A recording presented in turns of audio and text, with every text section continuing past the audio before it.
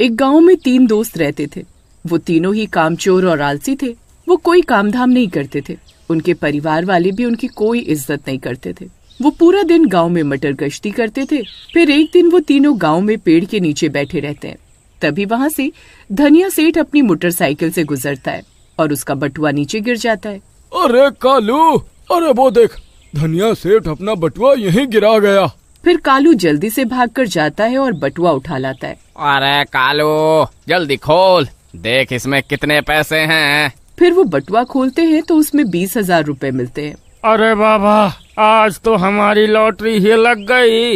इतने पैसों में तो हम 2 महीने तक खूब ऐश कर सकते हैं। अरे भाई, मैं तो कहता हूँ मुंबई घूमने चलते हैं। अगर ये पैसा गांव में खर्च करेंगे तो धनिया सेठ को हम पर शक हो सकता है। फिर वो मुंबई जाने की तैयारी करने लगते हैं। अरे माँ, मेरा सामान बांध दो, मैं मुंबई घूमने जा रहा हूँ। कमबख्त, मैं तो तुझे रोज के 10 रुपए खर्ची देती हूँ। तेरे पास मुंबई जाने के लिए पैसे कहाँ से आए? कोई डाका तो डाल कर नहीं आया ना?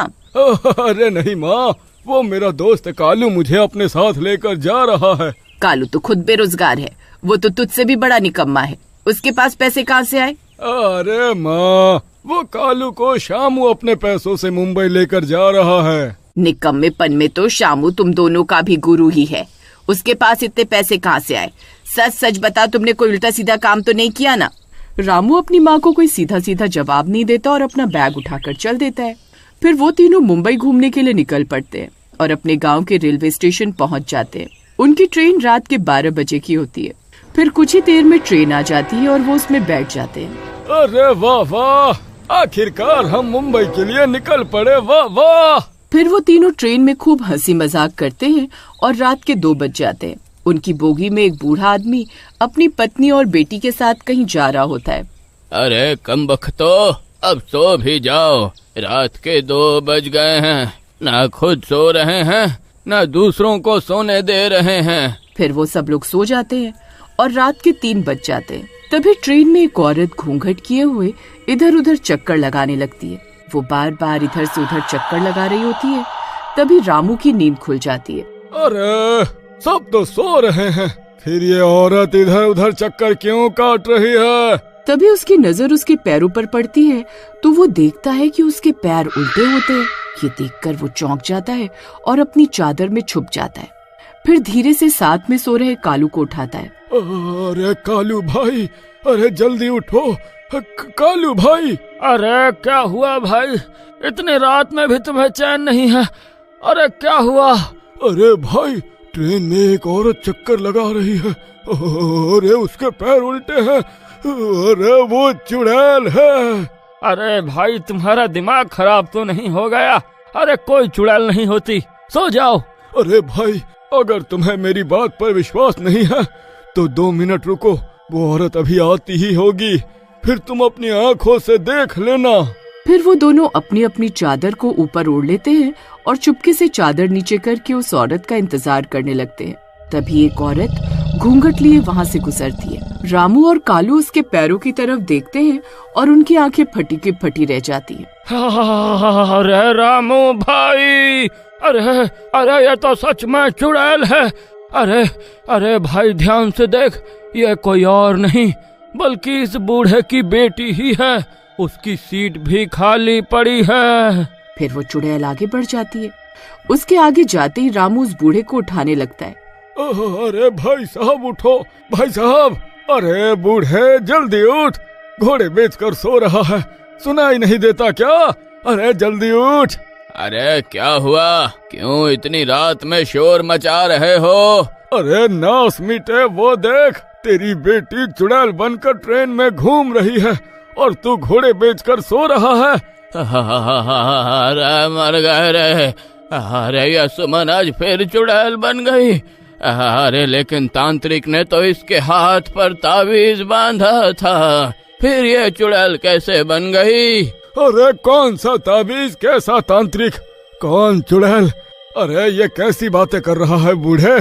तू पागल तो नहीं हो गया जो अपनी चुड़ैल बेटी को खुला ट्रेन में लेकर घूम रहा है? तभी गुर्राने की आवाजें आने लगती हैं। वो झांक कर देखते हैं तो वो चुड़ैल उनकी ओर ही आ रही होती है। फिर वो सब लोग चादर में और वो चुड़ैल गुर्राते हुए आगे बढ़ जाती है। अरे भाई, अरे ज्यादा आवाज मत करो, उसने हमारी आवाज सुन ली तो वो हमें कच्चा खा जाएगी।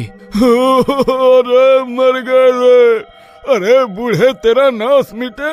जब तुझे पता था तेरी बेटी चुड़ैल है तो तू इसे ट्रेन में लेकर क्यों आया? अरे भाई, मैंने अपने गांव के हर तांत्रिक से इसका इलाज करवाया लेकिन कुछ नहीं हुआ, इसलिए इसे मुंबई लेकर जा रहा हूँ। क्या पता वहाँ इसका इलाज हो जाए। तभी एक आदमी अपनी सीट से उठकर टॉयलेट की ओर जाता है।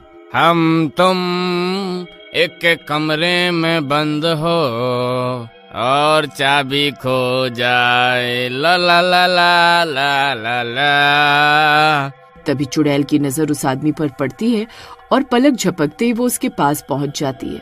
तभी वो चुड़ैल उस आदमी की गर्दन पकड़ लेती है। अरे बचाओ, बचाओ, अरे भाई कोई बचाओ मुझे। अरे बूढ़े, अरे जल्दी जा, वो देख तेरी बेटी उस आदमी को मार रही है।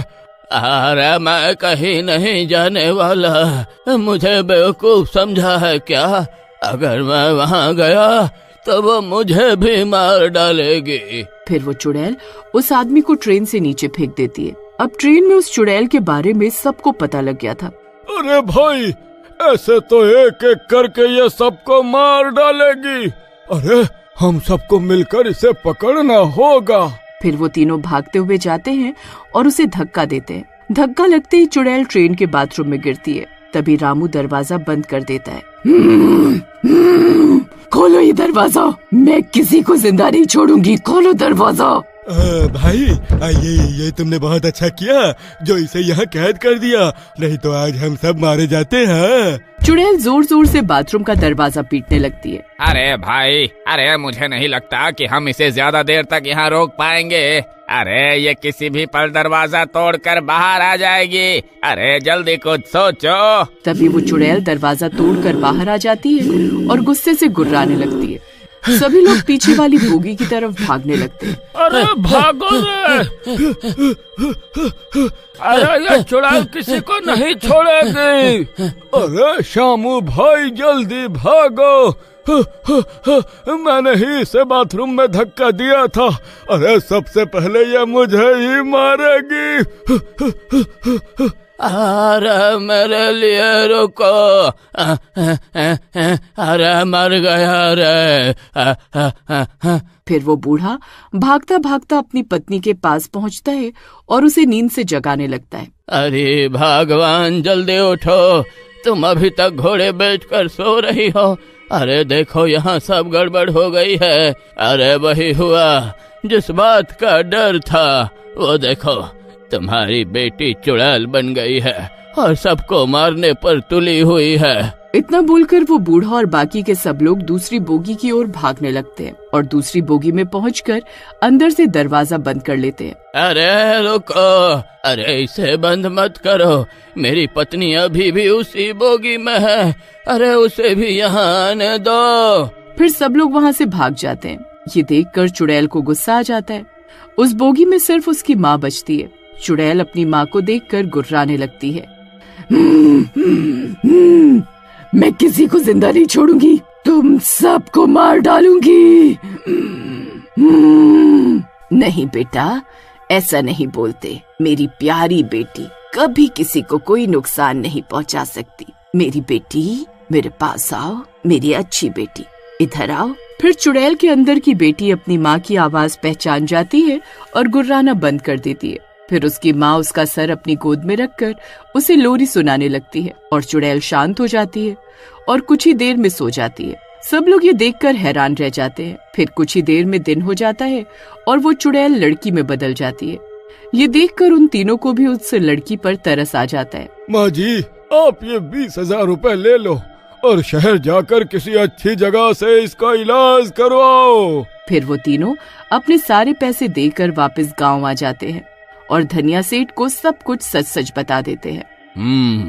ठीक है, तुमसे गलती जरूर हुई, लेकिन तुमने उन पैसों का सही जगह पर इस्तेमाल किया है। इसलिए मैं तुम्हें माफ करता हूँ। फिर वो तीनों धनिया सेठ के पास काम करने लगते हैं और ईमानदारी से पैसे कमाने लगते हैं।